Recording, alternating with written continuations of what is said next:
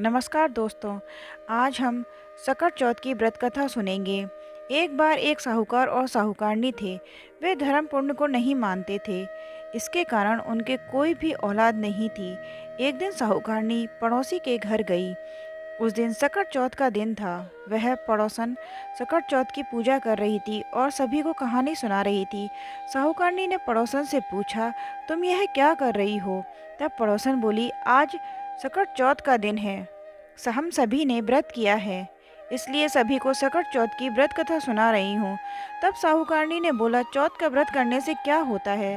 तब पड़ोसन बोली, इसके करने से अन्न धन सुहाग पुत्र सब मिलता है। तब साहूकारनी ने कहा कि यदि मुझे माँ बनने का सौभाग्य प्राप्त होगा तो मैं सवा सेर का तिलकुटा दान करूँगी और चौथ का व्रत भी करूँगी। भगवान की कृपा से उसको माँ बनने का सौभाग्य प्राप्त हो गया, लेकिन उसने तिलकुटा नहीं दान किया और वह सोचने लगी कि यदि मुझे संतान के रूप में बेटा होगा तब मैं सवा सेर का तिलकुटा दान करूँगी।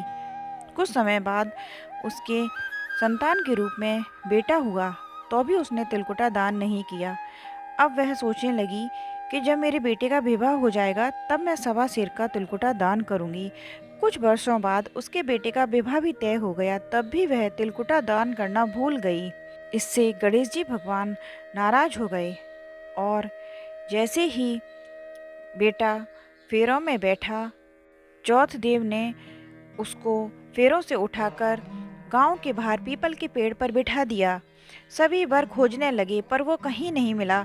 हताश होकर सारे गांव वाले अपने अपने गांव लौट आए और सभी काम पर लग गए।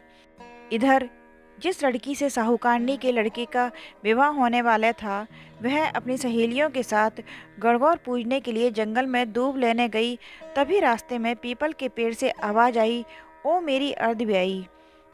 यह सुनकर वह लड़की घर पर डर के मारे आ गई, पर जब वह रोज दूब लेने जाती तभी उसको यही आवाज़ आती। वह लड़की सूख कर कांटा होने लगी। तब उसकी माँ ने कहा कि बेटा, मैं तुम्हें अच्छा खिलाती हूँ, अच्छा पहनाती हूँ, फिर भी तू सूखती जा रही है, ऐसा क्यों हो रहा है तेरे साथ? तब लड़की अपनी माँ से बोली, माँ, जब मैं सहेलियों के साथ दूब लेने जंगल जाती हूँ तो जंगल में जो एक बड़ा सा पीपल का पेड़ है उसमें से एक आदमी बोलता है, ओ मेरी अर्धव्याही, ऐसे कह कहकर मुझे आवाज़ देता है। उसने मेहंदी लगा रखी है और सेहरा भी बांध रखा है। तब उसकी माँ अपनी बेटी के साथ पीपल के पेड़ के पास गई तो उसने देखा कि यह तो उसका जमाई ही है। तब उसकी माँ ने जमाई से पूछा, आप यहाँ क्यों बैठे हो? मेरी बेटी तो अर्धव्याही कर दी और अब क्या लोगे? साहूकारनी का बेटा बोला कि मेरी माँ ने चौथ देव को तिलकुटा दान करने के लिए बोला था, लेकिन उसने नहीं किया, इसलिए चौथ माता ने नाराज होकर मुझे यहाँ बिठा दिया है। यह सुनकर उस लड़की की माँ साहूकारनी के घर गई और उन्होंने पूछा कि आपने चौथ के दिन चौथ माता और गणेश जी को कुछ दान करने के लिए कहा था क्या? तो साहूकारनी बोली, हाँ, मैंने तिलकुटा दान करने के लिए कहा था। तो लड़की की माँ ने सारी बात बताई। अब साहूकारनी कहती है कि यदि मेरे बेटा बहू घर आ जाएंगे तो मैं 2.5 मन का तिलकुटा दान करूँगी।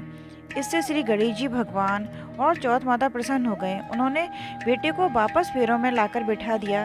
फिर बेटे का धूमधाम से विवाह हो गया। अब साहूकारनी ने अपने बेटे बहू को पाकर 2.5 मन तिलकुटा दान किया और बोली, हे चौथ माता, मुझे माफ़ कर दो जो मैं हर बार तिलकुटा दान करने की कहकर भूल गई। अब मैं ऐसा कभी नहीं करूँगी और हमेशा सकट चौथ का व्रत करूँगी। आपके आशीर्वाद से मुझे सब कुछ प्राप्त हो गया। जिस दिन उसे सब कुछ प्राप्त हुआ उस दिन भी सकट चौथ का दिन था। जिस तरह साहूकारनी को सब कुछ भगवान की कृपा से मिला, इस तरह इस कथा को कहने और सुनने वालों का भी भला करना। यह मेरी सकट चौथ की कथा संपन्न होती है।